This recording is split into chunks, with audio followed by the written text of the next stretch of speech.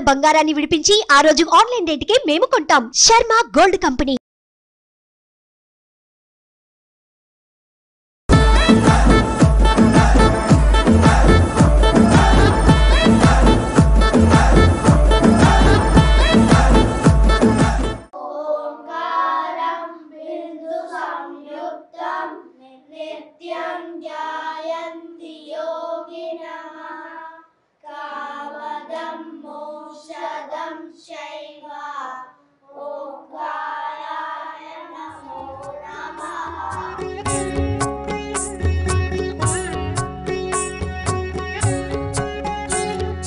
నీ పేరు ఆది అంటే ఎవరు తెలుసా? రోజు హోంవర్క్ ఎందుకు రాయమంటుంది మీ మమ్మీ?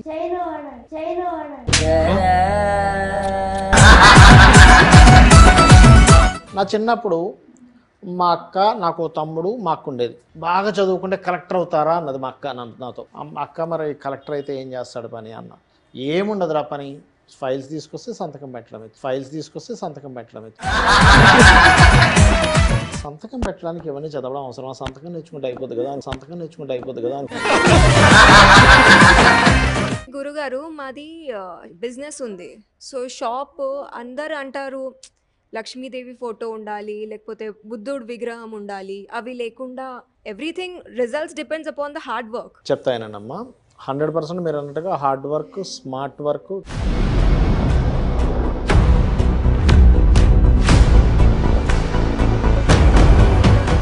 వాళ్ళకే కష్టాలు ఎక్కువ వస్తాయి. కొంతమంది నిజాయితీగా ఉంటారు, కొంతమంది బాగా కష్టపడతారు, హార్డ్ వర్కింగ్, అందరు బాగుండాలి అని కోరుకుంటారు. వాళ్ళకే ఎందుకు కష్టాలు వస్తాయి అంటే అంటారు కొంతమంది దేవుడు వాళ్ళకి ఎక్కువ పరీక్షిస్తాడు. అది కరెక్టా? అంటే నిజంగానే అలా పరీక్షలు అని పెడతాడా దేవుడు లేదా? ఒక్క విషయం గుర్తుపెట్టుకోండి అమ్మా, మంచి వాళ్ళకే కష్టాలు వస్తాయని ఎక్కడా ఉండదు. అలాగే చెడ్డ వాళ్ళకి రావంటారా చెప్పండి కష్టం?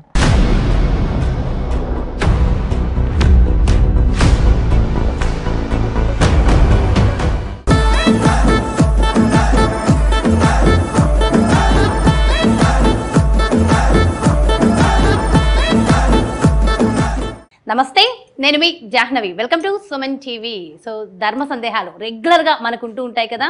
సో ప్రతి నిత్యం కూడా మనకున్నటువంటి ధర్మ సందేహాలని చక్కగా గురువుగారితో అడిగి చక్కగా నివృత్తి చేసుకుంటూ ఉంటాం. అయితే ఈరోజు ఇది ఎంటైర్లీ డిఫరెంట్ స్పెషల్ షో అని నేను చెప్తాను. ఎందుకంటే చిచ్చర పిడుగులు ఇప్పుడు మన ముందుకు వచ్చేసారు. సో మనకున్నటువంటి ధర్మ సందేహాలు కాదు, చిచ్చర పిడుగులు వాళ్ళకున్నటువంటి ధర్మ సందేహాలని చక్కగా మన గురువు గారిని అడిగి తెలుసుకుంటామని చక్కగా వచ్చేసారు మన స్టూడియోకి. సో వేల సందేహాలను నివృత్తి చేయడానికి మన స్టూడియోకి విచ్చేశారు. మన కోరిక మేరకు మన నానాజీ పట్నాయక్ గురువు గారు. సో వీళ్ళందరితో ఈరోజు ప్రోగ్రామ్ చాలా డిఫరెంట్గా స్పెషల్గా ఉంటుందని డెఫినెట్గా 100% అనుకుంటున్నా. సో డెఫినెట్గా ఇదే ఫ్లోతో వెళ్ళిపోదాం. చిచ్చర పిడుగుల ప్రతి ప్రశ్నలకి గురువుగారు సమాధానాలు చెప్తూ ఉంటారు. Very interesting show. So start చేసేద్దాం. నమస్కారం గురుగారు. శ్రీమాత్రే నమః. అందరికీ నమస్తే. నమస్కారం. నమస్తే. సో గురువు గారు, అన్నిటికన్నా ముందు పిల్లలు ఒక శ్లోకం చెప్పి ఈ కార్యక్రమాన్ని మొదలు పెడదాం. అందరూ మీకు తెలిసిన ఒక్కొక్క శ్లోకం చెప్పండి. శుక్లం భరధరం విష్ణుం శశివర్ణం చతుర్భుజం ప్రసన్నవదనం ధ్యాయే సర్వ విఘ్నోపశాంతయే. ఓకే, ఇంకెవరైనా ఏదని చెప్తారా? ఓంకారం బిందు సంయుక్తం నిత్యం ధ్యాయంతి యోగినః కమదం మోక్షదం శైవ. ఓంకారాయ నమో నమః. గురు బ్రహ్మ గురు విష్ణు గురుదేవో మహేశ్వరః గురు సాక్షాత్ పరబ్రహ్మ తస్మై శ్రీ గురవే నమః. ఓం సహనా భవతు సహనా భునక్తు శరీరం కరవావహై తేజస్వినావధీతమస్తు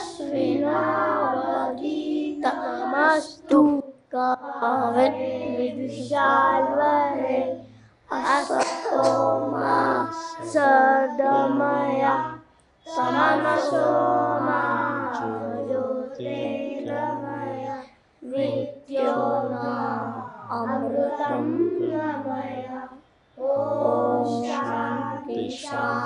శాంతి శాంతి. Very good very good. Right. ఇప్పుడు నేను మీకు ఇందాక ఒక మాట అడిగాను కదా, ఎవరెవరికి ఎలా అల్లరి చేయడం అంటే ఇష్టం అని. ఎవరితో మొదలు పెడదాం ఫస్ట్? స్వీట్స్లో ఏ స్వీట్ అంటే ఇష్టం నీకు? ఎందుకు వేరే స్వీట్స్ అన్ని నీకు ఎనిమిసా? ప్రసాదం ఇష్టమా నీకు? భగవంతుడి ప్రసాదం ఇష్టమా? భగవంతుడి ప్రసాదంలో ఏముంటుంది తెలుసా మీ అందరికీ? బలం ఉంటుంది, ఇంకా భక్తి ఉంటుందా? భగవంతుడికి ఎందుకు ప్రసాదం పెడతామో తెలుసా మీకు? భగవంతుడు ఇలా చూస్తాడు ప్రసాదం తిన్నప్పుడు. ప్రసాదం బాగా టేస్ట్గా ఉంటుంది తెలుసా మీకు? భగవంతుడు దృష్టి పడితే. అలాగే మనకి ఇంట్లో తిరిగే భగవంతుడు ఉంటాడు తెలుసా మీ అందరికీ? పట్టణంలో ఉండే భగవంతుడు, ఇంట్లో ఉండే భగవంతుడు ఎవరో తెలుసా? ఇంట్లో ఉండే భగవంతుడు అమ్మ నాన్న. అంటే భగవంతుడు దృష్టి పడితే ప్రసాదం స్వీట్ అవుతుందంటే ఇంట్లో ఉండే అమ్మ నాన్న మీ వైపు దృష్టి ఎలా ఉండాలి? మీ మీద బాగుండాలి కదా. మరి బాగుండాలంటే బాగా అల్లరి చేయాలి, బాగా చదువుకోవాలి. అల్లరి చేయాలి. చిన్నపిల్లలు అల్లరి చేయకపోతే ఎట్లా? నేను అల్లరి చేస్తే బాగుంటుందా? కొంచెం అల్లరి చేయాలా? కొంచెం అంటే ఎంత ఎంత చేయాలి? కొంచెం అంటే ఇంత ఇంత ఇంత ఇంత చేయాలా? ఓకే. ఇంత అంటే ఎలా చేస్తారు దీన్ని? ఇంత ఎలా చేస్తారు అసలు? ఆయన ఇంత చేస్తాడంట చూడండి. ఇంతే ఎలా చేస్తాను. ఇంత అల్లరి చేస్తావా? సరే ఓకే. అయితే ఇప్పుడు మీ అందరికీ ఏంటంటే, ఇప్పుడు మీరు ఇక్కడికి ఎందుకు వచ్చారు? మీకు ఏదైనా డౌట్ ఉంటే, మీకు ఏదైనా సంశయం ఉంది, ఏదో ఉంది, ఎందుకు నన్ను రోజు స్కూల్ నుంచి రాగానే హోంవర్క్ ఎందుకు రాయమంటుంది, ఒక డౌట్ ఉంటుంది మీకు కదా. ఏమిట్రా బాబు రోజు హోంవర్క్ రాసావా లేదా రాసావా లేదా ఉంటుంది. అవును, ట్యూషన్ ఉంటుంది కదా. ట్యూషన్ వద్దు అని కాల్ చేస్తుంటారు. ఎందుకు రాయమంటుంది నిన్ను రోజు హోంవర్క్? ఎందుకు రాయమంటుంది? చెయ్యి నవ్వడానికా? నేను ఇంకా పెన్సిల్ అరగడానికి అనుకుంటున్నా.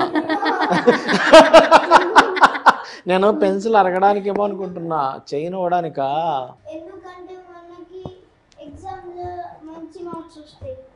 మంచి మార్క్స్ వస్తాయి నమ్మ రాయమంటుంది. ఇంకా ఓన్లీ మార్క్స్ కోసమే చదవమంటుందా? ఇంకా దేనికి చదవమంటుందా అమ్మ చెప్పు? మంచి బిజినెస్ చేయడానికా? ఇంకా నాలెడ్జ్ రావడానికా? మదర్స్ కానీ ఫాదర్స్ కానీ మీ స్కూల్లో టీచర్స్ కానీ ఎందుకు చదవమంటారు తెలుసా? మీకు నాలెడ్జ్ రావడానికి. ఫస్ట్ నాలెడ్జ్ రావడానికి. ఈ సందర్భంలో మీకు జోక్ చెప్తా అందరికీ చూడండి. నా చిన్నప్పుడు మా అక్క, నాకు తమ్ముడు, మా అక్క ఉండేది. బాగా చదువుకుంటే కలెక్టర్ అవుతారా అన్నది మా అక్క నాతో. అక్క మరి కలెక్టర్ అయితే ఏం చేస్తాడు పని అన్న. ఏముండదురా పని, ఫైల్స్ తీసుకొస్తే సంతకం పెట్టడం అన్నది. అప్పుడు నాకు చిన్నప్పుడు కదా, చిన్నవాడిని కదా, నేనేం ఆలోచించానంటే సంతకం పెట్టడానికి ఇవన్నీ చదవడం అవసరం, సంతకం నేర్చుకుంటే అయిపోతుంది కదా అనుకునేవాడిని.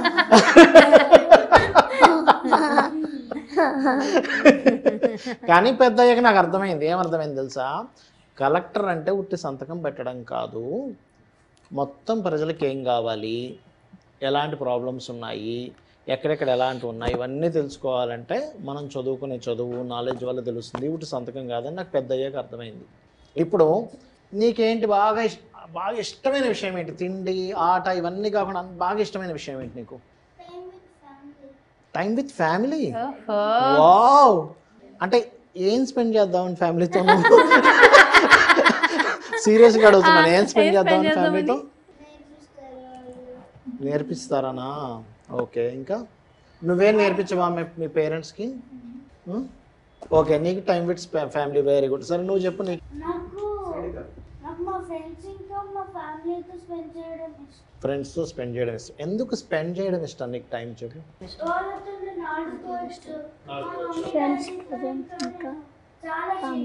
చేయొచ్చు.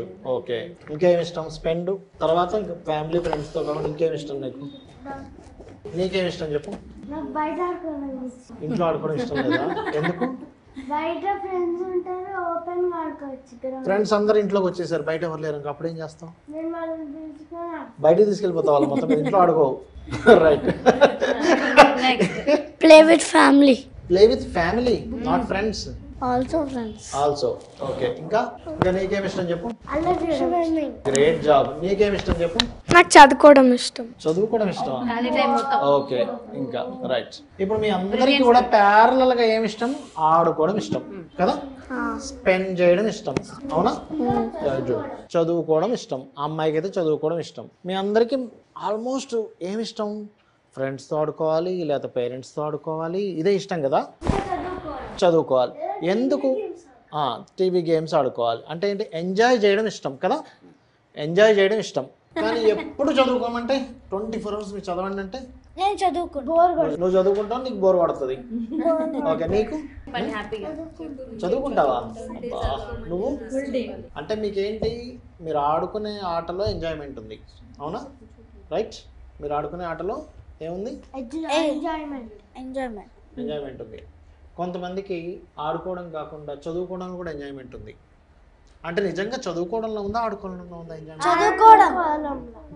ఆడుకోవడంలో నేను చెప్తున్నాను, మేము చదువుకోవడంలో చెప్తున్నాను. ఇప్పుడు ఇంతకు ఎందులో ఉంది ఎంజాయ్మెంట్? రెండిట్లో ఉందా? కొంతమందికి పాట పాడడంలో ఉంటుంది మరి ఎంజాయ్మెంట్. అన్నిట్లో ఉంటది ఎంజాయ్మెంట్. అన్నిట్లో ఉంటుంది ఎంజాయ్మెంట్. ఓ, సింగింగ్, డాన్సింగ్. నీకు ఎవరు చెప్పారు అన్నిట్లో ఉంటుంది ఎంజాయ్మెంట్ అని? నాకు తెలుసు. నీకు తెలుసా? అయితే ఇక్కడ ఏంటంటే అన్నిట్లోనే ఎంజాయ్మెంట్ ఉంటుంది. ఈ అబ్బాయి చెప్పినట్టుగా, నిఖిలేష్ చెప్పినట్టుగా అన్నిట్లోనే ఎంజాయ్మెంట్ ఉంటుంది. కానీ మనం ఏంటంటే కొన్నిట్లో మాత్రమే ఎంజాయ్మెంట్ చూస్తాం. అర్థమైందా? ఇంట్లో పూజ ఎందుకని చేస్తారు? పూజ ఎందుకు చేస్తారు? ఎవరికి చేస్తారు పూజ? దేవుడికి. దేవుడికి చేస్తారు కదా, అందరూ తెలుసు కదా దేవుడికి చేస్తారా? ఎందుకు చేయాలి పూజ తెలుసా మీకు? చెప్తా ఇప్పుడు నేను మీకు. ఇప్పుడు మీరు ఉన్నారు కదా, అందరు ఉన్నారు కదా, మీరందరూ, నువ్వు, మీ మదర్, ఫాదర్ అందరూ కలిసి హిమాలయాలకు వెళ్ళారు అనుకోండి. కాసేపు ఎక్కడికి వెళ్ళారు? హిమాలయాస్ వెళ్ళారు. మీ దగ్గర ఉన్నటువంటి పాకెట్ మనీ పర్సు పడిపోయింది ఎక్కడో.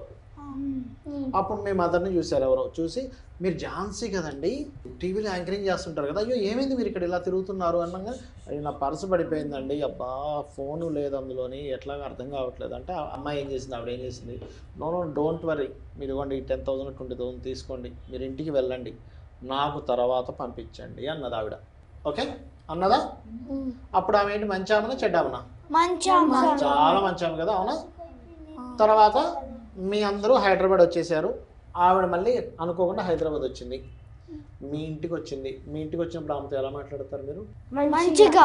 ఎందుకు మంచిగా మాట్లాడాలి? మనకి హెల్ప్ చేసింది. మనీ ఇచ్చారనా, హెల్ప్ చేశారనా?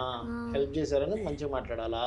ఇప్పుడు ఒక్కసారి జీవితంలో ఎక్కడో పర్సు పడిపోతే మీరు ఇంటికి రావడానికి హెల్ప్ చేసినందుకే మీరు జీవితాంతం ఆవిడ ఎప్పుడు కనబడ్డా మంచిగా మాట్లాడతారు, అవునా? మనకి రోజు ప్రతి సెకండ్, ఎవ్రీ సెకండ్ అంటే ఎంతసేపు ఇలా అయిపోయింది సెకండ్, అవునా? ఎవ్రీ సెకండ్ మన లోపల ఉండి మనం తింటున్నాం, చూసావా? తింటున్నాం కదా. మీరందరూ భగవద్గీత విన్నారా ఎప్పుడైనా? వినలేదా? అందులో శ్రీకృష్ణ పరమాత్మ అని విన్నారా పోనీ ఎప్పుడైనా? కృష్ణుడు తెలుసా మీకు? నెమలిపించం ఉంటుంది, ఫ్లూట్ ఉంటుంది. అతను ఏం చెప్పాడు తెలుసా భగవద్గీతలో? మన లోపల మనకి ఆకలి వేసినప్పుడు ఒక ఇది అనిపిస్తుంది, అబ్బా ఆకలి వేస్తుంది అంటాం కదా, ఒక కడుపు లోపల ఉంటుంది కదా, అలా ఆ రూపంలో లోపల ఉండి మనం తిన్న ప్రతిదీ కూడా అరిగిస్తున్నాడు. బ్లడ్ రూపంలోని, వైటమిన్స్ రూపంలోని, అలా ప్రతి దగ్గర ఓన్లీ ఫుడ్ అరిగించడమే కాదు, మనం చూస్తున్నాం కదా, ఎట్లా చూస్తున్నాం మనం? ఇలా కనిపిస్తుంది. ఎలా కనిపిస్తుంది? ఇది మాంసం ముద్ద కదా, మాంసం ఎక్కడైనా చూస్తుందా? ఎలా చూస్తుంది మరి?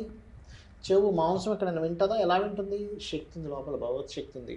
అంటే భగవంతుడు లోపల ఉండి మన చేత అన్నీ చేయిస్తున్నాడు. మరి అన్నీ చేయిస్తున్నప్పుడు ఎక్కడో ఒక పర్స్ పడిపోతే ఒక 10,000 20,000 మనీ ఇచ్చి మళ్ళీ వచ్చి వెంటనే మన మనీ మనం తీసేసుకుంది ఆవిడ. మళ్ళీ తీసేసుకున్నా మనం ఆవిడని గుర్తుపెట్టుకుంటున్నాం కదా, మంచిగా మాట్లాడుతున్నాం. ఆవిడ మనీ ఆవిడకి రిటర్న్ ఇచ్చేసినా మంచిగా మాట్లాడుతున్నాం. మరి అలాంటప్పుడు మనకు అన్నీ చేస్తున్నాడు భగవంతుడు. అందుకని అబ్బా భగవంతుడు నువ్వు అన్నీ చేస్తున్నావు, మాకు మా నాన్న జాబ్ చేయడానికి శక్తినిస్తున్నావు, మా మదర్ మమ్మల్ని అందరినీ చూసుకోవడానికి శక్తినిస్తున్నావు, నాకు మదర్ ఫాదర్ రూపంలో భగవంతుడిగా వచ్చావు నువ్వు అని చెప్పి మనం కృతజ్ఞతతో దీపం పెట్టాలి. అయితే గురువుగారు ఒక్కొక్కసారి అన్నీ ఇస్తాడు, ఒక్కొక్కసారి ఒక్కొక్క సిచ్యువేషన్లో ఒకటి మిస్ చేస్తూ ఉంటాడు కదా, ఇవ్వకుండా ఉన్నప్పుడు కొంతమంది దీపం పెట్టడానికి ఆలోచిస్తారు దేవుడికి. దాని గురించి ఏం చెప్తారు? అంటే మీ పాయింట్ ఆఫ్ వ్యూలో మీకున్న నాలెడ్జ్, అంటే మనకున్న నాలెడ్జ్, మీకంటే ఇన్ సెన్స్ మనకున్న నాలెడ్జ్లో అదేదో అక్కడ మిస్టేక్ జరిగింది అని అనుకుంటాం. నేను మీకు గతంలో ఒక ఎపిసోడ్లో కూడా చెప్పాను, మరి గంగాదేవి అష్టవసువులు జన్మించిన మహాభారతంలో చిన్నపిల్లల్ని తీసుకెళ్ళి ఆవిడ గంగలో కలిపేస్తుంది. మన పాయింట్ ఆఫ్ వ్యూలో చూస్తే ఏంటంటే అయ్యో చిన్నపిల్లల్ని తీసుకెళ్ళి కలిపేస్తుంది ఏంటని. కానీ యాక్చువల్ ట్రూత్ ఏంటి అంటే వాళ్ళే కోరుకున్నారు, వాళ్ళే ఆ 7 మేము పుట్టగానే మేము భూమి మీద ఉండలేం కాబట్టి మమ్మల్ని తీసుకెళ్ళి నువ్వు వెంటనే మళ్ళీ మోక్షం కలిగించు అని చెప్పి కోరుకున్నారు.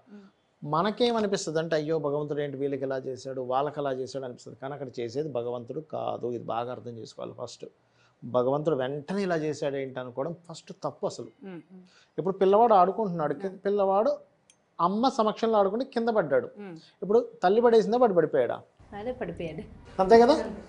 దెబ్బ తగిలింది, మందు రాసేది ఎవరు? తల్లి రాస్తుంది. అలాగే భగవంతుడు కూడా ఏంటంటే మన కర్మల చేత మనం కొన్ని ఇబ్బందులు పడుతూ ఉంటాం. దాన్ని భగవంతుడు సెట్ చేస్తూ ఉంటాడు. మరి అయ్యో వీడికి ఇలా అయిందని ఒక తల్లి తండ్రి పిల్లవాడిని ఎలా చూసుకుంటాడు అలా చూసుకుంటాడు. కానీ భగవంతుడు మనకేదో అన్యాయం చేస్తాడు.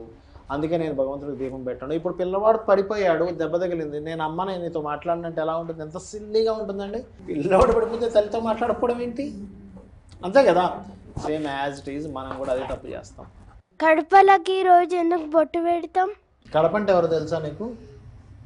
మన శాస్త్రాల్లో గడప అంటే లక్ష్మీదేవి అంటారు తెలుసా. లక్ష్మీదేవి అంటే ఎలాంటి లక్ష్మీదేవి? మన ఇంట్లో ఉండే వాళ్ళని రక్షించేది గడప అని చెప్తారు మన శాస్త్రాల్లో. ఇప్పుడు బొట్టు ఎందుకు పెట్టాలి? సరే దానికి వేరే ఇంకేమైనా చేయొచ్చు కదా. బొట్టు ఎందుకు పెట్టాలి? కేక్ ఇవ్వచ్చు కదా కడపకి. మరి అవునా? ఒక కేక్ ఇవ్వచ్చు, స్వీట్ పెట్టచ్చు కడపకి. బొట్టు ఎందుకు పెడుతున్నాం? పసుపు రాస్తున్నాం, బొట్టు పెడుతున్నాం కదా. పసుపు ఎందుకు రాస్తారంటే పాతకాలం నుంచి పసుపు అనేది యాంటీబయాటిక్. అలాగే ఇంకోటి ఏంటంటే సో అందుకని మన ఇంటికి రక్షణ ఇచ్చేది కడప అని చెప్తూ ఉంటారు. అందుకని దానికి గౌరవపరచడం, ఎవరికైనా బొట్టు పెట్టామనుకో రెస్పెక్ట్ చూపించడం అనమాట దాని మీద. గురుగారు మనము దేవునికి ఎందుకు గంటలు కొడతాం? గంట ఎందుకు కొడతామా? నువ్వు నిద్ర లేచేటప్పుడు అలారం ఎందుకు కొట్టుకుంటున్నావు? అలారం పెట్టుకుంటున్నావు, లేవడానికి అలారం పెట్టుకుంటున్నావు కదా. అలాగే నేను వచ్చాను ఇక్కడ అని గంట కొట్టడం అనమాట. స్వామివారు చాలా పనులలో ఉంటారు, అందుకని మనం వచ్చామని గంట కొడతాం. ఆయన అంతటా ఉంటాడు, అంతటా ఉంటాడు ఆయన, అందరి దగ్గర ఉంటాడు ఆయన, అన్ని పనుల్లో ఉంటాడు ఆయన, అన్నిట్లో ఉంటాడు, అన్నిట్లోనే ఉంటాడు. ఇక్కడ ఉండడు అనేది ఉండదు. మీరు నరసింహస్వామిది ఎప్పుడైనా స్టోరీ విన్నారా? అది ప్రహ్లాదుడు చిన్న పిల్లడు ఉంటాడు, నరసింహస్వామి ఇలా స్తంభం కొడితే స్తంభంలోంచి ఇలా బయటకు వస్తాడు. విన్నారు ఎప్పుడైనా మీరు? వినలేదా? నువ్వు విన్నావా? పోనీ నరసింహస్వామి ఇలా స్తంభంలోంచి బయటకు వచ్చేది నువ్వు విన్నావా? నువ్వు విన్నావా పాప? నువ్వు విన్నావా? నువ్వు ప్రహ్లాదుడు వాళ్ళ తండ్రికి చెప్తాడనమాట, అంతటా ఉన్నాడు అంటే సరే ఈ స్తంభంలో ఉన్నాడా అంటే ఉన్నాడు అంటాడు. అప్పుడు గదతో కొడితే అందులోంచి బయటకు వస్తాడు. అంటే ఏమిటంటే భగవంతుడు అంతటా ఉన్నాడు, ఇక్కడ లేడం లేదు. అన్నిట్లో ఈ మైక్లో ఉన్నాడు, ఈ చొక్కాలో ఉన్నాడు, అన్నిట్లో ఉన్నాడు తెలుసా. అన్నిట్లో ఉన్నాడు. ఎందుకు ఉన్నాడు అన్నిట్లో చెప్పండి? దేవుడు. ఇప్పుడు మీరున్నారు, అన్నంలో ఉంటాడు భగవంతుడు. ఎలా ఉంటాడు? నీకు ఆకలి తీరాలంటే ఎలా తయారవ్వాలి భగవంతుడు? అన్నం రూపంలో రావాలి కదా. నీకు దాహం వేసింది, నీళ్ళ రూపంలో రావాలి, అవునా? నీకు శక్తి కావాలి, నీలో ఉన్న శక్తి రూపంలో రావాలి, అవునా? అందుకే భగవంతుడు అన్నిట్లో ఉంటాడు. అన్నిట్లో లేకపోతే మనం మిస్ అయిపోతాం కదా. అర్థమైందా? అట్లా. గురుగారు ఆవుకి ఎందుకు పూజ చేస్తాం? ఎప్పుడైనా నువ్వు ఆవు లోపల ఎంతమంది దేవతలు ఉంటారో తెలుసా నీకు? లక్షలు, కోట్లు, అందరు దేవతలు ఆవులో ఉంటారు. అందరూ ఉంటారు ఆవులో, అందరూ దేవతలు ఆవులో ఉంటారు. అలాంటి పూజించే దేవత కలిగినటువంటి ఆవులు మన ఇండియాలోనే ఉంటాయి. అంటే ఇండియాలో ఎక్కువ దేవుళ్ళు ఉన్నారు. మనకు స్వాతంత్రం ఎప్పుడు వచ్చిందో తెలుసా? 1947, అవునా? అప్పుడు మనకి ఎన్ని గోవులు ఉండేవో తెలుసా మీ ఎవరికైనా? 2 కాదు 140 కోట్ల గోవులు ఉండేవాటి అప్పట్లో. మనకు స్వాతంత్రం వచ్చినప్పుడు మనుషుల కంటే ఎక్కువ ఉండేవి. మీకు ఎవరికైనా మరి దేవుడు అంతటా ఉంటాడు కదా. మన దేవుడు ఆలయంలోకి ఎందుకు దండం పెట్టుకుంటున్నాము, పట్టం దగ్గర ఎందుకు దండం పెట్టుకుంటున్నాము తెలుసా మీకు? ఆ డౌట్ రాలేదు ఎవరికి? మీకు రాలేదా మరి డౌట్? అది అంతటా ఉన్నాడు కదా దేవుడు. మరి పట్టం దగ్గరికి వెళ్ళి దండం ఎందుకు పెట్టుకుంటున్నాం చెప్పు? ఉన్నాడు కదా. అదే ఫోటో దగ్గరికి వెళ్ళి ఎందుకు పెట్టుకుంటున్నాం మరి మనం? దేవుడు అన్ని చోట్ల ఉంటాడు, అందుకని మనం పెట్టుకుంటాం. అదే ఇప్పుడు దేవుడు అన్ని చోట్ల ఉంటాడు కదా. మనం పూజ గదిలోకి వెళ్ళి దండం పెట్టుకుంటున్నాం. మరి మనం ఎందుకు పెట్టుకుంటున్నాం తెలుసా మీకు? చెప్పాలా?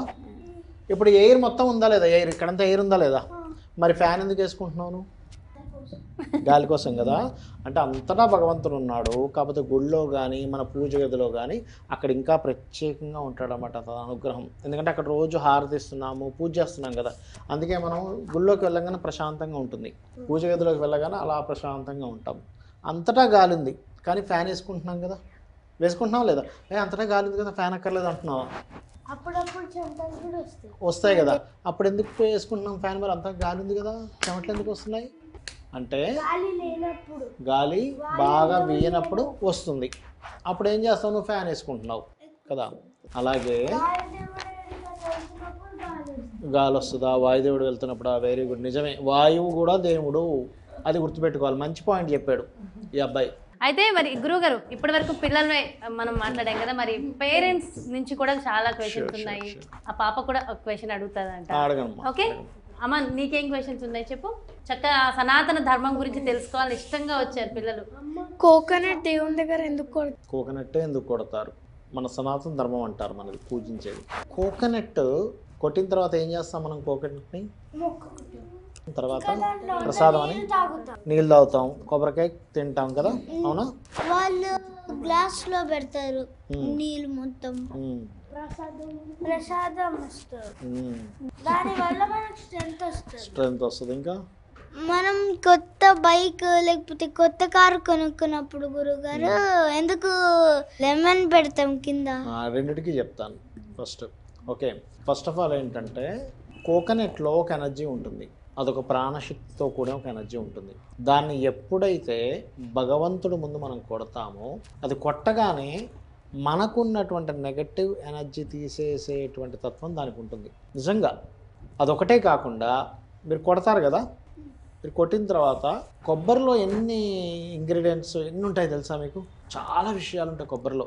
మనం కొబ్బరికాయ తిన్నామంటే, కొబ్బరి రోజు కొంచెం కొబ్బరి తిన్నామనుకో, చాలా మంచి ఎనర్జీ ఉంటుంది. అందుకని మన వాళ్ళు ఏంటంటే కొట్టే పదార్థం కొబ్బరికాయ అయి ఉండాలి. దానివల్ల ఒక నెగిటివ్ ఎనర్జీ పోవడము, అదేవిధంగా దానివల్ల మన అహం పోతుంది. ముఖ్యంగా ఏదైనా కొబ్బరికాయ కొట్టామనుకో, చూడండి, ఎప్పుడైనా మీరు కొబ్బరికాయ కొట్టగానే ఏదో తెలియని బాడీలో ఒక రకమైన వైబ్రేషన్లా అనిపిస్తుంది. ఓకే, దాంతోపాటు అందులో ఉండేటువంటి పదార్థం తినడం కూడా ఆరోగ్యం కాబట్టి మనల్ని కొబ్బరికాయ కొట్టమంటారు. నమస్కారం గురుగారు. నమస్తే అమ్మ. గురుగారు, ఈ లేడీస్ ప్రాబ్లమ్స్ ఉంటాయి కదా, అప్పుడు దేవుని దాంట్లో వెళ్ళొద్దు, గుడికి వెళ్ళొద్దు అంటారు. సో ఎందుకు గురుగారు ఇవన్నీ? అంటే మా హిందూస్ దాంట్లోనే ఉన్నాయా? అంటే చర్చ్లో, మస్జిద్లో వాళ్ళు అయితే వెళ్ళొచ్చు, మన దాంట్లోనే ఎందుకు ఇవన్నీ ఉన్నాయని. మీరు ఎప్పుడైనా ఆ టైంలో ఉన్నప్పుడు తులసి మొక్కను ముట్టుకున్నారా మీరు? లేదండి. లేదు కదా, ముట్టుకుంటే అది పాడైపోద్ది తెలుసా? ఎండిపోతుంది. ఆవకాయ పాడైపోద్ది తెలుసా ఆ టైంలో? పాము దగ్గరికి రాదు తెలుసా ఆ టైంలో? సర్పం ఉందనుకోండి దగ్గరికి రాదు, దూరంగా వెళ్ళిపోతుంది. ఓకే, ఒక రకమైనటువంటిది రిలీజ్ అవుద్ది ఆ టైంలో. Point number 1. రెండవది, చెయ్యి మురిగ్గా ఉందనుకోండి అమ్మ, చెయ్యి మురిగ్గా ఉందంటే సంథింగ్ చెయ్యి కడుక్కోలేదు. చెయ్యి కడుక్కోకుండా ఫుడ్ తింటారా? ఎందుకు తినరు? సమ్ బ్యాక్టీరియా చేతికి ఉంటుంది కాబట్టి నోటిలో ఆహారం తీసుకోవడమే తప్పుగా భావిస్తున్నాం కదా. భగవంతుడి దగ్గరికి ఎందుకు వెళ్తాం మనము? అవునా కదా. ఆ ఎనర్జీ తీసుకునేటప్పుడు స్త్రీ ఆ టైంలో తన ఆరాలో డిఫరెంట్ ఎనర్జీ కలిగి ఉంటుంది. ఆ ఆరాలో భగవత్ ఎనర్జీ వచ్చినప్పుడు, ఈ ఆరా ఇలా ఉన్నప్పుడు ఆ వచ్చే ఎనర్జీ కరెక్ట్గా కనెక్ట్ అవ్వదు అక్కడ. అదొకటి పాయింట్ నెంబర్ 1. రెండవది ఏంటంటే ఆ టైంలో రెస్ట్ తీసుకోవాలంటారు. అంటే లేడీస్ ఆ టైంలో ఇంట్లో చక్కగా రెస్ట్ తీసుకుంటే, జెంట్స్ వంట వండుతారు ఆ టైంలో. యాక్చువల్లీ నిజంగా అయితే జెంట్సే వండాలి, లేదా ఇంట్లో ఎక్కువ మంది ఉంటే ఇంట్లో వేరే వాళ్ళు షేర్ చేసుకుంటారు, 2-3 ఆడవాళ్ళు ఉంటే కనుక. అప్పుడు ఏమవుద్దంటే ఆమె వాల్యూ తెలుస్తుంది. First point number 1. రెండవది ఏంటంటే హీట్కి దగ్గరగా ఉండకూడదు, అగ్నికి దగ్గరగా ఉండకూడదు. కిచెన్లో వెళ్ళనివ్వరు. ఎందుకు వెళ్ళనివ్వరంటే, ఒకటి హీట్కి దగ్గరగా ఉంటే అనారోగ్య సమస్యలు పెరుగుతాయి. ఆవిడకి ఇప్పుడు ఒక 70-80 ఏళ్ళు బ్రతకాలనుకోండి, ఆయుష్ తగ్గుతుంది. తెలుసా, చాలామందికి తెలియదు విషయం. ఆయుష్ తగ్గుతుందమ్మా అగ్ని దగ్గర కనుక ఈ రకమైనటువంటి ప్రక్రియ ఈ టైంలో కనుక చేస్తే. ఇంట్లో స్త్రీమూర్తి బాగుంటే ఇల్లు బాగుంటుంది కదా. మరి ఆడపిల్లకి ఆయుష్ తగ్గుతే ఎలా? ఇలాంటి టైంలో వెళ్ళి పొయ్యి దగ్గరికి నిలబడితే తగ్గొచ్చా చెప్పండి? ఆడపిల్లకి తగ్గకూడదు కదా, స్త్రీకి తగ్గకూడదు కదా. అలాగే అదొకటే కాకుండా అనవసరమైన అనారోగ్యాలు వస్తాయి. దాంతోపాటు మనం ఇప్పుడు సర్పదోషము అంటాం చూసారా, ఈ సర్పదోషము మీరు ఆ సమయంలో నిప్పు దగ్గరికి వెళ్ళడం వల్ల ఏర్పడుతుంది. అందుకని వద్దంటుంటారు మెయిన్గా. అంతేగాని అంటే వీళ్ళు ఈ నాలెడ్జ్ తెలుసుకున్నారు మన మహర్షులు, ఇది ఇలా ఉండాలి, స్త్రీ బాగుంటే ఇల్లు బాగుంటుంది కాబట్టి స్త్రీ ఈ టైంలో కొంత రెస్ట్ తీసుకోండి అన్నారు. అది మనం ఇంకొక రకంగా వెళ్ళిపోతుంది అది. గురువుగారు, ఇంకా వీళ్ళకి కూడా చాలా సందేహాలు ఉన్నాయంట, అడిగమ్మా. నాన్ వెజ్ తిన్నప్పుడు గుడికి ఎందుకు వెళ్ళొద్దు అంటారు? గుడికి ఎందుకు వెళ్తున్నావు ఫస్ట్ నువ్వు? అసలు దేవునికి మొక్కడం, దేవుడి మీద కంప్లీట్గా దేవుడిని కాన్సన్ట్రేషన్గా నమస్కరించుకోవాలి, భక్తిగా తిరగాలని కదా. నువ్వు నాన్ వెజ్ తింటావు కదా, నువ్వు ఎప్పుడైనా ఫుల్గా నాన్ వెజ్ తిన్నప్పుడు, లేదా పండు కానీ మిల్క్ కానీ తాగినప్పుడు నీకు తేడా తెలుస్తుంది? అసలు నీకు ఎలా ఉంటుంది తేడా తెలుస్తుందా? అంటే నాన్ వెజ్ తిన్నప్పుడు బాగా మత్తుగా ఉండడం, ఫ్రూట్ తీసుకున్నప్పుడు లేకపోతే నార్మల్ రైస్ తీసుకున్నప్పుడు లైట్గా ఉంటుంది, అవునా? నిద్ర వచ్చినట్టు కూడా ఉంటుంది నాన్ వెజ్ తిన్నప్పుడు కదా. మరి నువ్వు గుడికి వెళ్ళిన పర్పస్ ఎక్కడ నెరవేరుతుంది? నువ్వు నాన్ వెజ్ తిని వెళ్తే నీ మైండ్ అంతా మత్తుగా ఒక రకంగా ఉంది, గుడికి వెళ్ళి ఏం లాభం? నీ ఎనర్జీ, నీ బాడీ ఎనర్జీ ఏదైతే ఉందో నాన్ వెజిటేరియన్ తిన్నప్పుడు ఆ స్థితికి వెళ్ళిపోతుంది. అలా వెళ్ళిపోయినప్పుడు నువ్వు కాన్సన్ట్రేషన్ సరిగ్గా చేయలేవు దేవుడి మీద. నువ్వు కాన్సన్ట్రేషన్ చేసినప్పుడే గుడి లోపల ఒక ఎనర్జీ ఉంటుంది తెలుసా, ఆలయంలో ఒక ఎనర్జీ ఉంటుంది. ఆ ఎనర్జీ ఏంటంటే మనం దాని మీద కంప్లీట్ కాన్సన్ట్రేషన్గా ఉన్నప్పుడే మనకు అది కనెక్ట్ అవుతుంది. అలా కనెక్ట్ అవ్వదు కాబట్టి నువ్వు వెళ్ళడం వేస్ట్, కాబట్టి నాన్ వెజిటేరియన్ తిని వెళ్ళొద్దు అని చెప్తారు. సో నెక్స్ట్ టైం నుంచి నాన్ వెజ్ తిని వెళ్ళరు కదా? అయినా ఇప్పటికి కూడా వెళ్ళుంటారు కదా నాన్ వెజ్ తిని, మమ్మీ వాళ్ళు ఎలాగో తీసుకెళ్లారు. ఎప్పుడు వెళ్ళరు అసలు.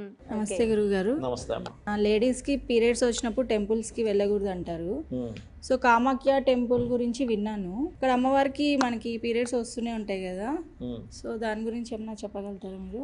అంటే ఏం లేదమ్మా, ఫస్ట్ ఆఫ్ ఆల్ కామాఖ్య అమ్మవారి టెంపుల్లోనే ఎందుకు వస్తుంది, వేరే టెంపుల్స్లో ఎందుకు అవ్వదు అంటే అమ్మవారి యొక్క భాగములు అక్కడక్కడ పడి శరీర భాగాలన్నీ పడి ఆ శక్తిపీఠాలుగా వదిలే, అక్కడ యోని భాగం ఉంది అంటారు. ఓకే, అందుకని అది రావడం జరుగుతుంది ఒకటి. రెండవది ఏంటంటే భగవత్ లీలలు ఉండాలి కదా. ఇప్పుడు మీకు ఒక నమ్మకం కామాఖ్య దగ్గర వస్తుంది అంటే ఎందుకు ఏదో సంథింగ్ ఇస్ దేర్. ఓకే, అలాగే కొన్ని కొన్ని ఆలయాలకు వెళ్ళినట్లయితే అక్కడ చూడండి, ఏ ఫలం వేసినా కొన్ని ఫలాలు వేస్తే అందులోంచి ఒక ఫలం బయటకు వస్తుంది మనకు ప్రసాదంగా. కొన్ని కొన్ని ప్రదేశాలకు వెళ్ళినప్పుడు మీరు అక్కడికి వెళ్ళగానే మీకు తెలియకుండా అన్నీ మర్చిపోతాం. అంటే ఏమిటంటే భగవత్ శక్తి ఉంది అని చెప్పడానికి భగవంతుడు అప్పుడప్పుడు అలా లీలను ప్రదర్శిస్తూ ఉంటాడు. ఆ అమ్మవారు కావచ్చు, భగవంతుడు కావచ్చు, ఏదైనా కానీ. మీకు చూడండి అమ్మా, మీకు కామాఖ్య దాకా ఎందుకు, మీకు ఏదైనా కొన్ని కొన్ని విషయాలు మీరు మనసులో అనుకున్నప్పుడు మీకు అది నెరవేరడము, దానికి సంబంధించి తెలియడం జరుగుతూ ఉంటుంది. అంటే ఏమిటంటే ఇవన్నీ ఏమిటంటే చెప్పడం ఏమిటంటే ఇక్కడ ఆ యొక్క లీల ద్వారా మనకు కొంత నమ్మకాన్ని కలిగించడం ఒకటి.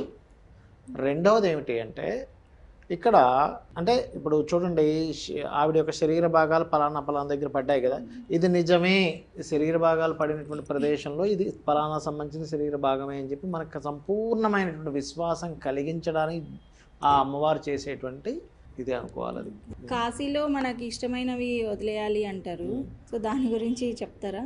కాశీలో అసలు మీరు ఎప్పుడైనా ఆలోచించారమ్మా ఎందుకు వదిలేయాలని? అదే ఎందుకు వదిలేయాలనుకుంటారు తెలుసా మీకు? అక్కడ అసలు వదిలేయడం అంటే ఎందుకు, అసలు భగవంతుడికి వదిలేయడం అంటే ఎందుకు ఇష్టం ఉండాలి? మనకు బాగా ఇష్టమైంది కాశీలో వదిలేసాం, బాగా ఇష్టమైంది.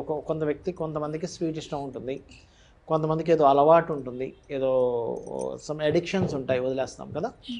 ఒక మనిషికి గనక బాగా ఇష్టమైంది కనుక వదిలేయగలిగితే ఆ వ్యక్తి దేని గురించి బాధపడ్డు, ఎందుకంటే బాగా ఇష్టమైంది వదిలేయడం అలవాటైంది ఆ వ్యక్తికి.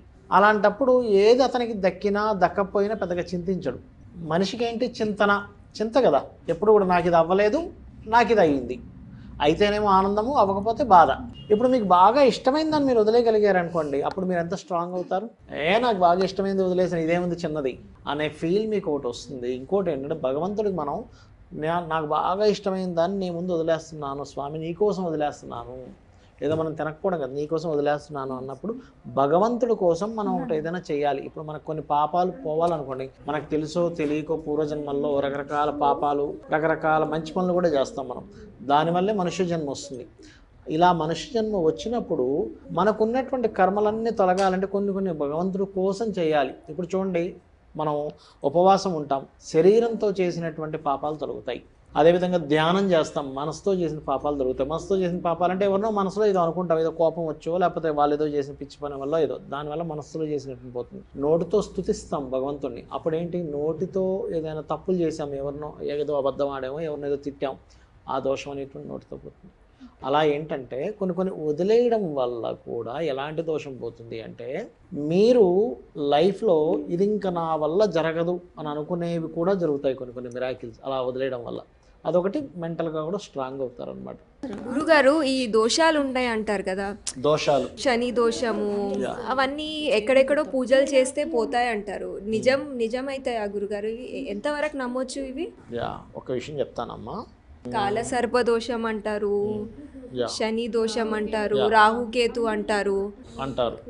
పూజలు చేస్తే హోమాలు చేస్తే పోతాయా గురుగారు నిజంగానే? అంటే పోతాయా? ఎలా Right. నమ్మొచ్చు రిజల్ట్స్ అంటే? Yes, very good, very good. మంచి ప్రశ్న వేశారమ్మా. నేను చెప్తాను చూడండి. మీరు అడిగిన ప్రశ్న అందరి మనసులో ఉంటుంది. పూజ చేస్తే పోతుందా? ఎందుకు పోవాలి అసలు పూజ చేస్తే? శని దోషం అసలు దోషం ఉందా లేదా? దోషం ఉంటే ఎందుకు పోవాలి? ఇప్పుడు మీరు మీలో ఎవరైనా సరే అసలు నాకు తెలియని వ్యక్తి ఒక జాతకం చూసి ఈ వ్యక్తి ఇలాంటి వ్యక్తి అని చెప్పగలుగుతాం ఆస్ట్రాలజీ చూసి. ఎలాంటి వ్యక్తి? ఇతను వాదిస్తాడా, లేకపోతే ఇతను సైలెంట్గా ఉంటాడా, మూడీగా ఉంటాడా, లేకపోతే బాగా మనీ మైండెడా, లేకపోతే బాగా మాట్లాడతాడా, లేకపోతే బాగా డిగ్నిఫైడ్గా ఉంటాడా అని జాతకం చూసి చెప్పేయచ్చు. నాకు అసలు ఆ వ్యక్తిని మీరు చూపించక్కర్లేదు, ఖచ్చితంగా చెప్తానమ్మా. అదేదో నా గొప్పతనం 1% కూడా కాదు. మహర్షులు మనకిచ్చిన జ్ఞానం అది. ఓకే, అది ఎలా వస్తుంది?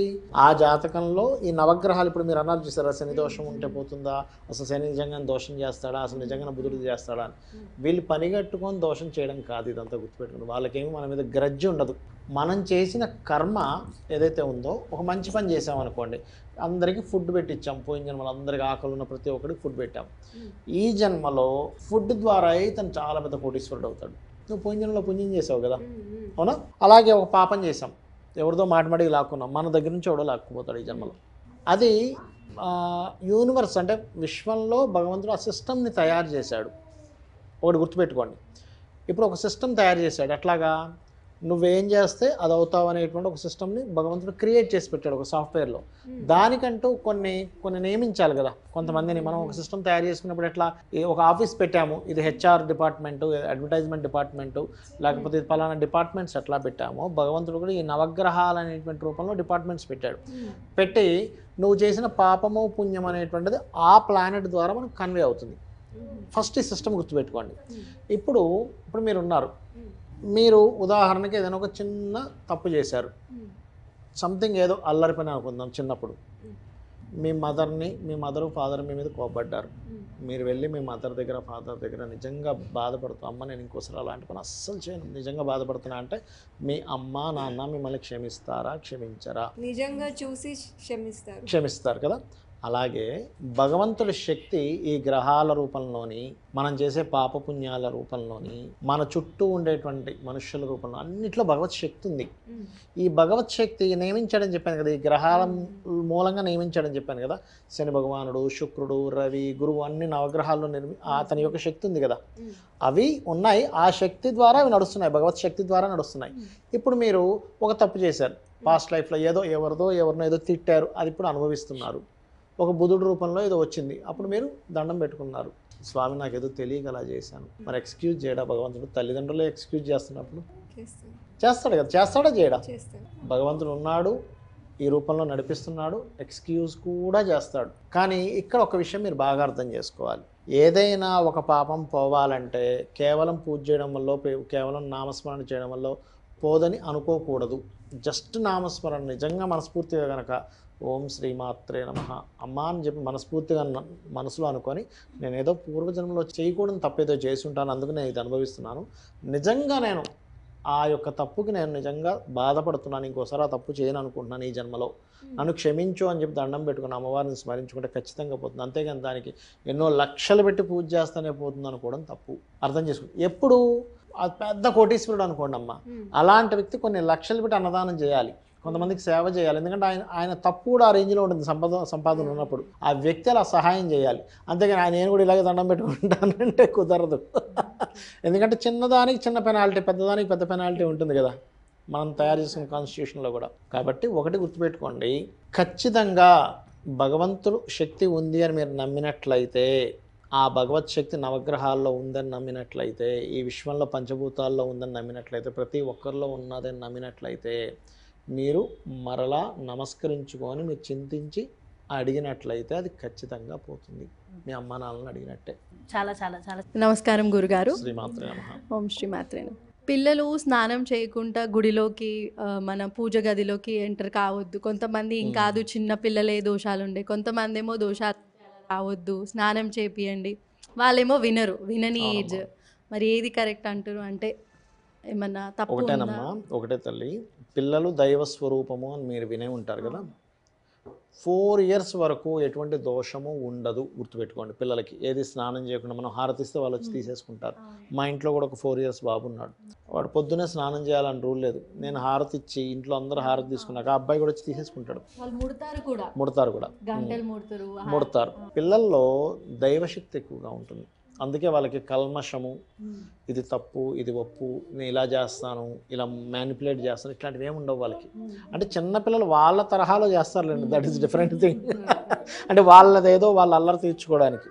అందుకని 4 years వరకు అస్సలు దోషం ఉండదు. 4 to 8 years వరకు జస్ట్ ఒక 10% కొంచెం ఉంటుంది. 8 to 12 years వరకు కూడా కొద్దిగానే ఉంటుంది. అంటే ఏమిటి, ఏజ్ పెరుగుతున్నా కదా 12 years వరకు చాలా మైన్యూట్గానే ఉంటాయి దోషాలు. ఆఫ్టర్ 12 years తర్వాత మాత్రం వాళ్ళకి ఖచ్చితంగా ఇవి నియమాలు పాటించాలి. ఏది స్నానం చేయకుండా గుళ్ళోకి వెళ్ళకూడదు, స్నానం చేయకుండా ఇంట్లో పూజ సంబంధించిన వాటి దగ్గర రాకూడదు అనేటువంటిది గుర్తుపెట్టుకోవాలి. మనం చిన్నప్పటి నుంచి, ఎందుకంటే అంత చిన్న వయసులో వాళ్ళకి చెప్పినా అర్థం కాదు. నువ్వు పూజ నువ్వు స్నానం చేయలేదు రాకూడదు అంటే వాళ్ళకి అంత నాలెడ్జ్ ఉండదు, అర్థం కాదు అసలు. ఎందుకు రాకూడదు ఏమిటి అనుకుంటూ ఉంటారు. కాకపోతే మనం చెప్పాలి. చెప్తే 1-2 సార్లు చెప్పగా మిమ్మల్ని క్వశ్చన్ చేస్తాడు. అతను క్వశ్చన్ చేయనివ్వాలి, ఎందుకంటే పిల్లల్లో క్వశ్చన్ చేసేటువంటి తత్వం వస్తేనే మంచిది. అప్పుడు లేదు నాన్న నువ్వు ఇది మంచి, ఇది దైవశక్తి. ఇప్పుడు వీళ్ళు అడుగుతారు ఎలాగో ఖచ్చితంగా పిల్లలు, ఎందుకు రాకూడదు మమ్మీ అని. వాళ్ళకి ఒకటే చెప్పాలి, నాన్న నువ్వు హ్యాండ్ వాష్ చేసుకోకుండా అన్నం తింటావా? తినము. ఎందుకు? ఈ ఎనర్జీ లోపలికి వెళ్ళాలంటే, ఫుడ్ అనే ఎనర్జీ లోపలికి వెళ్ళాలంటే అది పాడై ఉండకూడదు. దైవం అనే ఎనర్జీ మన దగ్గరికి రావాలంటే మనం నీట్గా ఉండాలి, బాడీ నీట్గా ఉండాలని చెప్పాలి. నిజంగా చాలా గొప్పగా ఎక్స్ప్లెయిన్ చేశారు గురుగారు. చాలా మందికి ఉన్నటువంటి డౌట్ ఇది. సో చాలా మంచి క్వశ్చన్ అడిగారండి. గురుగారు ఇప్పుడు ఇంట్లో కూడా కిచెన్ ఒక దగ్గర ఉండాలి అంటారు, బాయ్ ఒక దగ్గర ఉండాలి అంటారు. అది ఎందుకు అలా? అంటే వాష్రూమ్ ప్లేస్లో వాష్రూమ్ ఉండాలి, అది అలా లేకపోతే ఏమవుతుంది? చిన్న ఎగ్జాంపుల్ చెప్తాను చూడమ్మా. మనకి గృహము అంటే మనం ఏమనుకుంటామంటే ఇక్కడ ఒక వాల్ కట్టేసుకున్నాము, ఇక్కడ ఒక రూమ్ కట్టేసుకున్నాము, ఇక్కడ రూమ్ కట్టేసుకున్నాము అనుకుంటాం. కాదు, గృహంలో మనకి దేవతలు, అసురులు, వాస్తు పురుషులు అనేది ఉంటారు వాస్తులో. అందులో ఒక్కొక్క దగ్గర ఒక్కొక్క ఎనర్జీ ఫామ్ అవుతుంది, గుర్తుపెట్టుకోండి. సింపుల్గా చెప్తాను నేను మీకు. మీరు ఇయర్ ఫోన్ పెట్టుకొని వింటుంటారు కదా, ఒక సాంగ్ వింటుండమో ఫోన్ మాట్లాడమో చేస్తుంటారు. ఓకే, ఈ బాడీలో చెవుకి ఏ ఎనర్జీ ఉంది? హియరింగ్ ఎనర్జీ ఉంది, అవునా? కంటికి చూసే ఎనర్జీ ఉంది, ముక్కుకి వాసన తీసుకునే ఎనర్జీ ఉంది, బ్రీతింగ్, నోరు తినే ఎనర్జీ, ఇట్లా ఒక్కొక్క దానికి ఒక ఎనర్జీ ఉంది కదా. ఇప్పుడు ఈ ఇయర్ ఫోన్ ఏదైతే ఉందో చెవులో పెట్టుకుంటేనే వినిపిస్తుంది, చేతితో పట్టుకుంటే, జేబులో పెట్టుకుంటే, అవునా? అలాగే గృహంలో కూడా ఏంటంటే అక్కడ అగ్నిదేవుడు ఉన్నాడు. అగ్నిదేవుడు ఉన్న దగ్గర అగ్నిని కనుక పెట్టినట్లయితే అది ఎనర్జైజ్ అవుతుంది, దానికి కనెక్టివిటీ ఉంటుంది. ఈశాన్య దేవతా గృహ అని అంటారు. ఈశాన్య దేవతా గృహ అంటే ఈశాన్యంలో దేవతా గృహం నిర్మించుకోవాలి. ఎందుకు నిర్మించుకోవాలి? దితి అదితి అని దేవతా స్వరూపాలు ఉంటాయి. కశ్యప మహా ప్రజాపతి యొక్క భార్యలు, వాళ్ళ పనేమిటంటే మనం ఏదైతే ఈశాన్యంలో కూర్చొని దేవతా పూజ చేస్తామో, చేసినప్పుడు మనకు ఒక ఆలోచన వస్తుంది చూసారా, నేను ఇది కరెక్ట్ చేస్తున్నానా, కరెక్ట్ లేదా, నా సంకల్పం నెరవేరాలి, నేను ఫలానాది కోరుకుంటున్నాను నెరవేరాలని. అలా కోరుకున్న కోరికని భగవంతుడి యొక్క ఆలోచనతోని, భగవంతుడి యొక్క దీంతో కనెక్ట్ చేస్తారు. చేసినప్పుడు మీరు తీసుకున్న డెసిషన్ కరెక్ట్గా అవుతుంది. అందుకని ఈశాన్యంలో అది ఉండాలి అంటారు. అలా ఏంటంటే కళ్ళద్దాలు ఉన్నాయి, తల మీద పెట్టుకుంటే మనకి నో యూస్, కళ్ళకి పెట్టుకుంటేనే యూస్ కదా.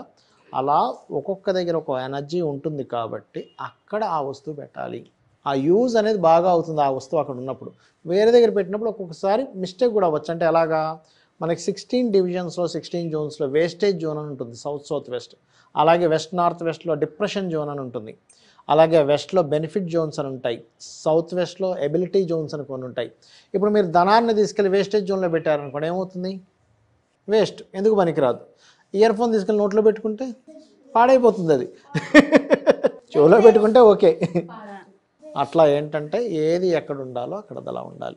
ఇంకోటి గురుగారు, మాది బిజినెస్ ఉంది. సో షాప్ అందరు అంటారు లక్ష్మీదేవి ఫోటో ఉండాలి, లేకపోతే బుద్ధుడు విగ్రహం ఉండాలి, అవి లేకుండా అంటే ఏం నెగిటివ్ కావు కదా గురుగారు. Everything results depends upon the hard work. చెప్తాయనమ్మా, 100% మీరు అన్నట్టుగా hard work, smart work, calculative work గుర్తుపెట్టుకోండి. హార్డ్ వర్క్, దాన్నే స్మార్ట్గా చేసే smart work, risk calculative work. అంటే రిస్క్ని క్యాలిక్యులేటివ్ చేయకుండా ఎవరైతే వర్క్ చేస్తారో వాళ్ళు రిస్క్ను కూడా క్యాలిక్యులేట్ చేయాలి. ఎంత రిస్క్ మనం చేయాలి ఇక్కడ, అది తెలియకపోవడం వల్ల అందరూ సగం బిజినెస్ చేసి బయటకు వచ్చేస్తారు. ఇక్కడ ఏంటంటే అక్కడ లక్ష్మీదేవి బొమ్మ పెట్టాలా లేకపోతే ఇంకోటి పెట్టాలా ఎప్పుడు వస్తాయంటే ఒక విషయం చెప్తాను చూడండి. ఇప్పుడు మీకు జ్వరం వచ్చినప్పుడు మాత్రమే టాబ్లెట్ వేసుకుంటారు, నార్మల్ టైంలో వేసుకుంటారు మీరు? అసలు దాని గురించి ఆలోచించం కదా. అలాగే మనలో కొన్ని ఎనర్జీస్ బ్యాలెన్స్ తప్పుతుంటాయి. నాకేదో అంతా ఎలా ఉంది అన్నప్పుడు మనం ఏం చెప్తాం, అరే ఒకసారి నువ్వు స్నానం చేసి దేవుడి గదిలో కూర్చో అన్నాం. అప్పుడు ప్రశాంతత వస్తుందా లేదా? వస్తుంది కదా. అంటే మనము ఎప్పుడూ గనక చేస్తే, ఎప్పుడూ భగవత్ సేవ భగవత్ సంబంధించి చేసుకుంటే ఫస్ట్ అటువంటి సిచ్యువేషన్స్ రావు. ఇప్పుడు మీరు రోజు ఎక్సర్సైజ్ చేస్తున్నాడు, walking or something, running or something, healthy food తీసుకోవడం చేస్తున్నాడు. అలాంటి వ్యక్తికి హెల్త్ ఇష్యూస్ తక్కువ రావడానికి ఛాన్స్ ఉంటుంది. ఎక్కువ కంటే రావని నేను చెప్పను, ఎక్కడో దగ్గర వస్తుంది, కానీ తక్కువ ఛాన్సెస్ ఉంటాయి కదా హెల్తీ ఫుడ్, ఎక్సర్సైజు ఇలాంటివి చేయడం వల్ల. అలాగే భగవంతుణ్ణి రోజు పూజించడం వల్ల, మీ యొక్క ఆఫీస్లోనో దీంట్లోనో ఒక భగవత్ స్వరూపం పెట్టుకొని స్వామి నీ వల్ల నడుస్తుందని అనుకోవడం వల్ల రిస్క్ అనేటువంటి తగ్గుతుంది, కాన్సన్ట్రేషన్ పెరుగుతుంది. ఇప్పుడు రోజు నేను దేవుని పూజిస్తున్నా, నా ఆఫీస్లో రోజు దేవుని పూజించుకుంటున్నా, నాది బాగా నడవాలి అని, మీ కాన్సన్ట్రేషన్ అంతా ఎక్కడుంది? బిజినెస్ మీద ఉంది. అంటే బిజినెస్ మీద నాకు కాన్సన్ట్రేషన్ ఉంది, ఆ భగవంతుడు చూస్తున్నాడు అనేటువంటి మరొక కాన్ఫిడెన్స్ పెరుగుతుంది. అందుకోసం చేయాలి. రైట్. పిల్లలు కూడా చక్కగా వింటూ తెలుసుకుంటున్నారు ఇవన్నీ కూడా. గురుగారు అసలు ఈ పిల్లలు ఎందుకు అల్లరి ఇంతలా చేస్తారు, దానికి ఏమన్నా ఒక అర్థం ఉందమ్మా. ఎందుకంటే మనకి జ్యోతిష్ శాస్త్రంలో చిన్నప్పుడు చంద్రుడు రూల్ చేస్తాడు. అంటే ఒక దాదాపుగా 10-12 ఏళ్ల వరకు చంద్రుడు రూలింగ్లో ఉంటాడు.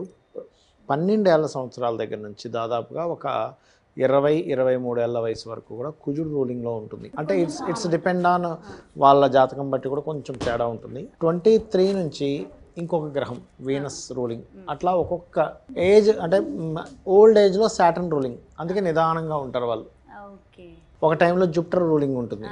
ఇదేంటంటే ప్యారలల్గా అందరికీ ఉంటుంది, చిన్నపిల్లలకి అందరికీ మూన్ రూలింగ్. మూన్ ఏంటంటే ఒక దగ్గర ఉండరు కదా, మాటిమాటిక్ మూమెంట్, అందుకని వీళ్ళలో మూన్ రూలింగ్ ఎక్కువగా ఉంటుంది. ఉంటుంది. సో అందుకని గురుగారు ఇప్పుడు మంచి వాళ్ళకే కష్టాలు ఎక్కువ వస్తాయి, కొంతమంది నిజాయితీగా ఉంటారు, కొంతమంది బాగా కష్టపడతారు, హార్డ్ వర్కింగ్, అందరు బాగుండాలి అని కోరుకుంటారు, వాళ్ళకే ఎందుకు కష్టాలు వస్తాయి అంటే అంటారు కొంతమంది దేవుడు వాళ్ళకి ఎక్కువ పరీక్షిస్తాడు. అది కరెక్టా? అంటే నిజంగానే అలా పరీక్షలు అని పెడతాడా దేవుడు లేదా? ఒక్క విషయం గుర్తుపెట్టుకోండి అమ్మా, మంచి వాళ్ళకే కష్టాలు వస్తాయని ఎక్కడా ఉండదు. అలాగే చెడ్డ వాళ్ళకి రావంటారా చెప్పండి కష్టం? అంటే ఎక్కువ చూడం కదా వాళ్ళు. పోనీ మంచి చెడ్డ కాకుండా నార్మల్గా ఉండే వాళ్ళకి చెడ్డ కష్టాలు రావంటారా? అందరికీ వస్తాయి. కాకపోతే మంచి వాళ్ళకి వచ్చినప్పుడు మనం కొంచెం ఎక్కువ గుర్తిస్తాం, అరే వీళ్ళు ఇంత మంచి వాళ్ళు కదా ఎందుకు వచ్చింది అని. అంటే మన అటెన్షన్ అక్కడ వెళ్తుంది, మన దృష్టి అక్కడికి వెళ్తుంది, అరే వీళ్ళు ఇంత మంచివాడు కదా ఎందుకు వచ్చింది. అంటే మనం కష్టపెట్టే వాళ్ళు కూడా బాగానే ఉంటారు, అరే వీళ్ళందరూ బాగానే ఉంటారు, మనం ఎందుకు ఇంత కష్టపడుతున్నా, అందరి గురించి బాగా ఆలోచిస్తున్నా, ఇంత వెనక్కి ఎందుకు పడిపోయాం. అంటే శాస్త్రంలో ఎక్కడా కూడా మీరు మంచిగా ఉన్నంత మాత్రాన కష్టం రాదు అని ఎక్కడ చెప్పలేదు, గుర్తుపెట్టుకోండి. ఎందుకంటే ఇప్పుడు మన మహాభారతంలో పాండవులు చాలా మంచి వాళ్ళు, ఎందుకు వచ్చింది కష్టం మరి? అదే ఎందుకు అంటే దాన్నే కాలము అంటారు. అంటే మన పాయింట్ ఆఫ్ వ్యూలో అది కష్టం, కానీ భగవంతుడి యొక్క ప్రణాళికలో అది ఒక దుష్ట శిక్షణ కోసం జరిగిన ఒక ప్రణాళిక. ఇప్పుడు వీళ్ళకి ఆ కష్టం రాలేదనుకోండి, జూదం ఆడలేదు ఉదాహరణకి, వీళ్ళు లక్క ఇంట్లో తగలబెడదామనేటువంటి ప్రణాళిక నుంచి బయటపడలేదు, సూది మోలినంత స్థలాన్ని కూడా నేను ఇవ్వను అంటే ఏమన్నాడు దుర్యోధనుడు? స్థలం ఇవ్వను అంటే అక్కడ గొడవ వచ్చేది కాదు, యుద్ధము జరగకుండా సూది మోలినంత స్థలం కూడా ఇవ్వను అన్నాడు. యుద్ధము జరగకుండా అంటే యుద్ధం జరగాల్సిందే అన్నాడు దుర్యోధనుడు. అంటే ఏమిటి, వీళ్ళకి ఇవి జరగకపోతే అక్కడ దుష్ట శిక్షణ జరగదు. శ్రీరామచంద్రమూర్తి అడవులకు వెళ్ళకపోతే సీతాదేవి అపహరణ జరగదు, రావణాసురుడు మరణం జరగదు. అలాగే మనకి కష్టం వచ్చినప్పుడు స్ట్రాంగ్ అవుతాం, గుర్తుపెట్టుకోండి. కష్టాలు మంచి వాళ్ళకి వస్తాయి అనుకోవడం సహజంగా ఒక మానవత్వంగా మనకు అలా అనిపిస్తుంది, కానీ కష్టం వస్తేనే స్ట్రాంగ్ అవుతాం. కష్టం కనుక రాలేదా మనం అస్సలు స్ట్రాంగ్ అవ్వం, గుర్తుపెట్టుకోండి. అంటే నేను అనేది ఏంటంటే అమ్మ, దాన్ని మనం కష్టం అనే పాయింట్ ఆఫ్ వ్యూలో కొన్నిటిని కష్టం అని తీసుకుంటున్నాం మనం. యాక్చువల్గా అది కష్టం కాదు. ఇప్పుడు అంటే ఎగ్జాంపుల్ అంటే ఎలా చెప్తాను చూడండి. ఇప్పుడు నేను ఎల్బీ నగర్లో మార్నింగ్ ఒక వాచ్ చూడడానికి వెళ్ళాను, సడన్గా ఇంజన్ టక్ సౌండ్ వచ్చి ఆగిపోయింది. ఇప్పుడు నేను అది కష్టం అనుకోవాలా, కష్టం అనుకోవద్దా? కష్టం అనుకుందాం కాసేపు. ఇప్పుడు ఆ ఇంజన్ కనుక పాడవకపోతే మెకానిక్కి డబ్బులు ఎక్కడి నుంచి వస్తాయి? అందరూ ఎందుకు ఇస్తారు? ఉత్తనే ఇస్తారా మెకానిక్కి? ఎలా వస్తాయి మెకానిక్కి డబ్బులు చెప్పండి? ఒక కడుపు నొప్పి రాకపోతే డాక్టర్కి ఎలా వస్తాయి? అంటే ఇది ఒక సైకిల్ అన్నమాట. మనం చేసిన పాపము పుణ్యము వల్ల భూమి మీదకి జన్మనెత్తుతాము. జన్మనెత్తి పాపకర్మ అనేటువంటిది ఈ రూపంలో తొలగిపోతుంది, పుణ్యకర్మ అనేటువంటిది ఇంకో రూపంలో అనుభవిస్తాం. ఇదంతా ఒక సైకిల్. మీకు ఆకలే లేదు, అసలు ఈ ప్రపంచమే లేదు ఆకలే లేకపోతే. హెల్త్ ఇష్యూస్ రావడం కానీ, ఒక కష్టం రావడం కానీ, ఇవన్నీ వస్తాయని కాదంట్లే.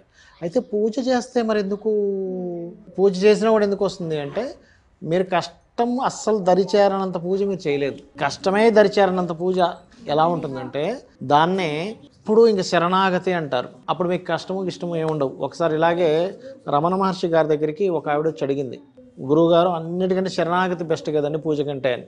ఇంతకీ శరణాగతి అంటే ఏమిటమ్మా అని అడిగాడు ఆయన. అని అడిగితే ఆమె ఏమన్నదంటే, వీటన్నింటినీ తొలగించడమే కదా శరణాగతి అంటే, అంటే శరణాగతి చెందుతూ వాటిని తొలగిస్తాడు కదా, ఇదే కదండి శరణాగతి అని ఆవిడ అన్నది అన్నమాట. అంటే అప్పుడు రమణ మహర్షి ఏమన్నాడంటే, తొలగిస్తాడని కాదమ్మా, నాకు కష్టము తెలియదు సుఖము తెలియదు, నీవు తప్ప అన్యము లేదు అనడమే శరణాగతి. ఇప్పుడు మీరు కనుక హై లెవెల్ ఆలోచనలోకి వెళ్ళిపోయారు అనుకోండి, ఇది కష్టము కాదు సుఖం ఇవన్నీ నాకు తెలియవు, నేను భగవంతుణ్ణి నమ్ముకున్నాను అని అనుకుంటే ఇవన్నీ ఏంటంటే, ఇప్పుడు ఎగ్జాంపుల్ మీరు ఒక లోన్ తీసుకున్నారు, లోన్ అతను వచ్చి ఏమండి కట్టాలి అన్నారు, మీరు 20,000 లోన్ కట్టాలనుకోండి, హౌస్ లోను. అబ్బాయి 20,000 కట్ అయిపోతుంది అని బాధపడితే అది కష్టం, 20,000 నేను తీర్చేయగలుగుతున్నాను అనుకుంటే అది హ్యాపీనెస్. అలాగే ఇప్పుడు వచ్చిన కష్టం ఏదైతే ఉందో, పూర్వజన్మలో చేసిన పాపము పోతుంది అనుకున్నారు అనుకోండి, అమ్మయ్య క్లియర్ అయిపోతుంది. ఇప్పుడు ఇక్కడ కష్టం ఉందా సుఖం ఉందా? సో ఇదేనా మనం ఆలోచించే దాన్ని బట్టి, మనం అనుకునే దాన్ని బట్టి వెళ్తాం. చాలా చాలా బాగుంది గురుగారు, చాలా చక్కగా ఎక్స్ప్లెయిన్ చేస్తున్నారు. ఇంకా ప్రశ్నలు అయితే ఉన్నాయి. సో నాకు తెలిసి నెక్స్ట్ ఎపిసోడ్ కూడా కంటిన్యూ చేయాల్సిన అవసరం ఖచ్చితంగా ఉంటుంది. అండ్ అందరి ప్రశ్నలకి ఎంతో చక్కగా సమాధానాలు అందించారు. అండ్ మీరు కూడా చక్కటి ప్రశ్నలు, అందరి ప్రశ్నలు అడిగారు. Thank you so much all of you. Thank you. పిల్లలు కొంచెం అల్లరి చేశారు కానీ కాస్త ఇదిగో ఇంకా అల్లరి చేస్తూనే ఉన్నాడు, కాస్త కుదురుగా ఉన్నట్టున్నారు కానీ అల్లరి చేశారు. అండ్ చాలా చాలా సంతోషం గురువుగారు. Thank you so much. ఒకసారి గురువు గారికి అందరూ నమస్కారం చెప్పండి. నమస్కారం. శ్రీమాత్రే నమః. థ్యాంక్ యూ సో మచ్ గురువు గారు. నమస్కారం. సో చూసారు కదండి, మరి ఇది చిచ్చర పిడుగులతో మరి ధర్మ సందేహాలు మరి మామూలుగా ఉండదు. సో మీ అందరికీ ఉన్నటువంటి సందేహాలు పిల్లలు అడిగారు, పిల్లల తల్లులు కూడా అడిగారు కదా. సో చాలా డీటెయిల్గా ఎక్స్ప్లెయిన్ చేశారు కదా. మరో చక్కటి ప్రత్యేకమైన కార్యక్రమంతో మళ్ళీ మీ ముందుకు వచ్చేస్తాను. నమస్తే.